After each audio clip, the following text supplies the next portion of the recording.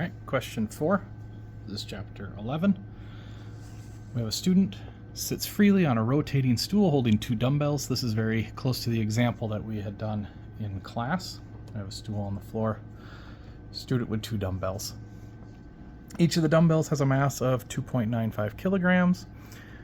When arms are extended horizontally, the dumbbells are 0.92 meters from the axis of rotation. So we're going to say the middle of the chair, middle of the student is the axis of rotation.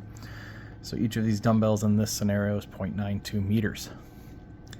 Rotates with an angular speed, that's the omega I, and rotates with an angular speed of 0.755 radians per second. And the moment of inertia of the student plus stool is 2.72. So this is already given. Moment of inertia of the known is 2.72. And this is assumed to be constant, so it doesn't matter what we change. The student pulls the dumbbells inward horizontally to a position that is now 0.301. So that's now, this final position is 0.301 away from the axis of rotation. Find the new angular speed of the student. All right, so being we've done this one in class and we can use a little intuition on it, we know that when you pull your mass in towards yourself, you are reducing your moment of inertia, and as a result, the angular velocity must increase to match it because it's all going to be conserved. So if we know it's going to be conserved, we can go ahead and write our conservation equation. So angular momentum final has to equal angular momentum initial. And if we break down the formula for angular momentum, this isn't vector form or anything, so it'll be IW, moment of inertia, times the angular velocity, or angular speed. So we'll do that for both sides, initial and for final. And we'll start plugging some stuff in. So the moment of inertia changes between initial and final. So these masses have moved, so we have to figure out what both of those are. So let's do moment of inertial final for one.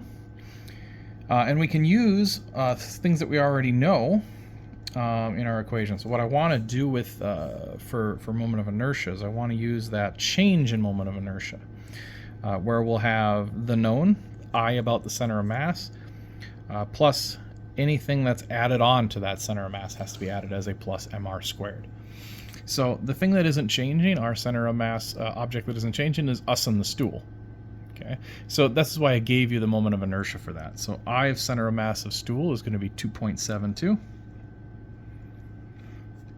And now we have to add the dumbbells.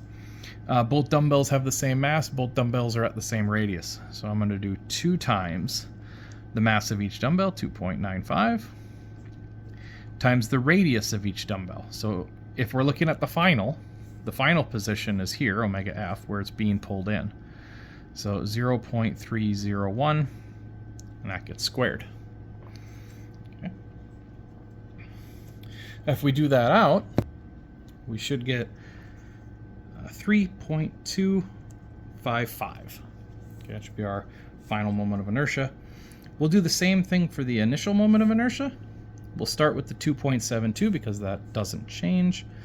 Plus, again, there are 2 weights. They both weigh the same mass, so we have our 2.95. But the thing that we did change in the beginning is that the weights are farther out. They're at a radius of 0.92. So we do 0.92 squared. And if we calculate this one, we should get 7.714 after our rounding. Okay, so these are our 2 moment of inertia. So now we'll take and we'll plug them into our formula here. I'm going to move that up. So we'll start with LF, which means I need IF. IF is going to be 3.255. We need to multiply that with final angular speed. Final angular speed is what we are looking for, so we'll keep it as WF. And I need to set that up to the initial. So initial moment of inertia is 7.714. And this needs to be multiplied by the initial angular speed, which it told us the initial angular speed of 0.755 radians per second. Okay, so 0.755. Okay, so now that we have this, we're going to go ahead and calculate out. Do 7.714 multiplied by 0.755. And for this side, we'll get around 5.82. And we need to divide that by the 3.255 in order to solve for omega f. So I'll take that answer and divide it over. And I get a omega f